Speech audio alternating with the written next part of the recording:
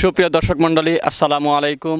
আজকে আমাদের খটাই মেম্বার নাটকের শুটিংয়ের পরে আমরা সবার কাছ থেকে আজকের শুটিংটা কি কেমন লাগলো সবার কাছ থেকে আমরা বিস্তারিত জানবো।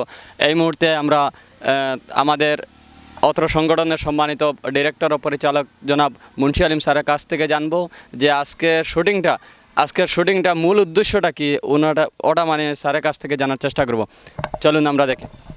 স্যার, আজকের শুটিংটা আপনার কাছে কেমন লাগলো আর শুটিংয়ের মূল উদ্দেশ্যটা কি আমাদেরকে দর্শকদের একটু জানিয়ে দিন। ধন্যবাদ। প্রথমত যে বা যারা নাটকের স্ক্রিপ্ট লেখে, আমি আমার মতো করে বলার চেষ্টা করেছি প্রত্যেকটা নাটকের কিছু না কিছু মেসেজ থাকে। সমাজের সাধারণত যে ত্রুটি বিচ্যুতিগুলো আছে, এই ত্রুটি বিচ্যুতিগুলো একটু হাস্যরসের মধ্য দিয়ে জনগণের সম্মুখে উপস্থাপন করে জনগণকে সঠিক পথে আনাই হচ্ছে মূলত আমাদের কাজ। আজকে আমাদের যে কোঠায় মেম্বার নাটকটি আমরা পুরোপুরি প্রথম থেকে শেষ পর্যন্ত মোটামুটি শেষ করলাম।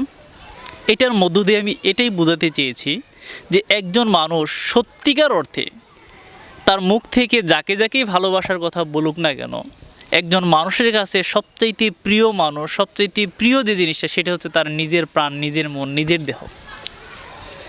মানুষ যখন সবচাইতে খারাপ সিচুয়েশন বলে, ছোট্ট একটু উদাহরণ দিই আমি। একজন স্ত্রীকে বলা হয়েছিল কোনো একটা অনুষ্ঠানে যে আপনার সবচাইতে প্রিয় মানুষদের আপনি আলাদা করুন। সে সেখান থেকে তার বাবাকে নিয়েছে, মাকে নিয়েছে, স্বামীকে নিয়েছে এবং তার সন্তানকে নিয়েছে, 4 জনকে নিয়েছে, বাকি আত্মীয়দের সরিয়ে দিয়েছে। এরপরে বললো যে আপনার সবচেয়ে প্রিয় যারা তাদের রাখেন, বাকিগুলো তাড়িয়ে দেন। সে দেখলো যে আমার সবচেয়ে প্রিয় আমার স্বামী এবং সন্তান, তার বাবা মাকে সে দূরে সরিয়ে দিয়েছে। এরপরে আবার জিজ্ঞেস করলো যে আপনার সবচেয়ে প্রিয়কে, তাকে রাখুন, বাকিদেরকে সরিয়ে দিন।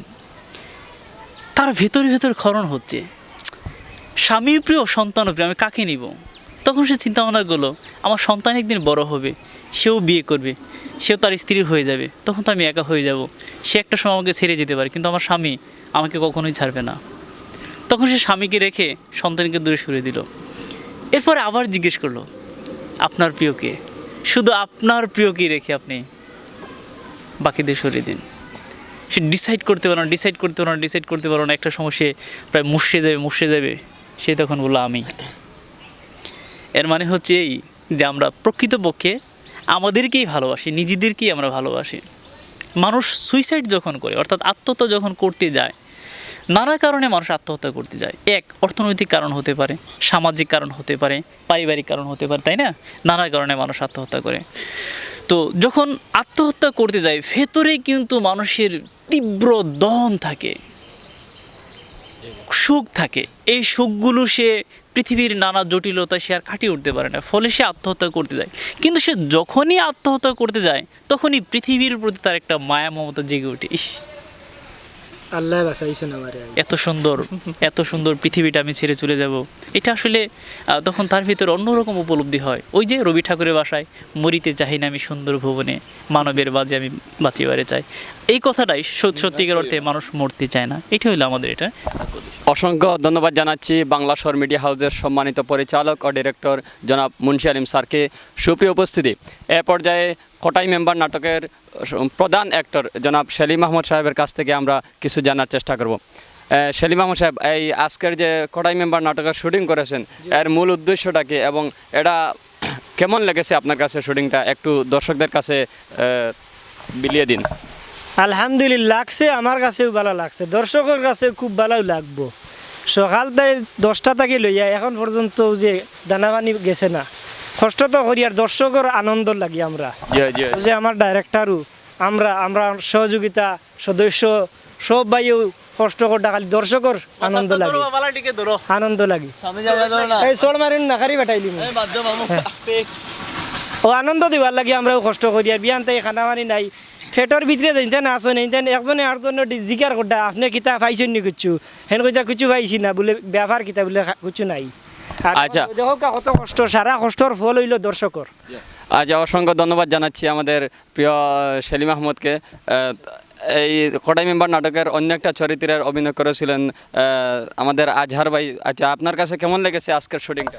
আমাদের আজকের শুটিংটা খুবই ভালো হয়েছে। আমি আশা করি আমাদের এই শুটিংটা দর্শকের মন জয় করবে এবং আশা করি আমাদের দর্শকরা এই নাটকটা দেখে উৎসাহিত হবে এবং আগামীতে নাটক পাওয়ার জন্য সবাইকে আমাদের চ্যানেলটি সাবস্ক্রাইব করবেন, লাইক শেয়ার কমেন্ট করে আমাদের সাথে থাকবেন ইনশাআল্লাহ। আলহামদুলিল্লাহ। অসংখ্য ধন্যবাদ জানাচ্ছি ভাই আজহার আহমেদ চৌধুরী সাহেবকে। আমাদের সাথে আছেন, চলে আসুন আমাদের কাছে, প্লিজ চলে আসুন, চলে আসুন, লাইক কমেন্ট করবা তো দর্শক হলেও প্লিজ প্লিজ। আর সাইডে দেখবা বেল বটন এগু আছে এগু টিফা মারবা আচ্ছা। তন্নাতি ডাকিব টাকার মাত্র মারতো ও টিফা মারবা সাইডে দি ইউটিউবে হামাই আচ্ছা, অসংখ্য ধন্যবাদ জানাচ্ছি দর্শক মণ্ডলীকে সুপ্রিয় উপস্থিতি।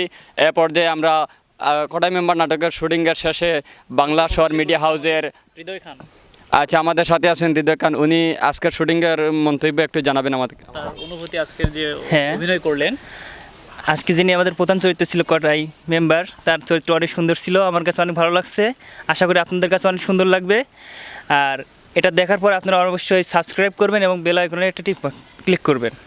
আর যেটা জানতে চাচ্ছিলাম আমি, আমাদের উপস্থাপক দৈরুল আমিন হাসান জি। অত্যন্ত দক্ষ এবং বিচক্ষণ মানুষ এবং স্কলার একজন অ্যাক্টর। তাকে যে চরিত্রে দেওয়া হোক না কেন সেই চরিত্রের জন্য সে হচ্ছে perfect. He is one of the most important person and actor. Thank you sir.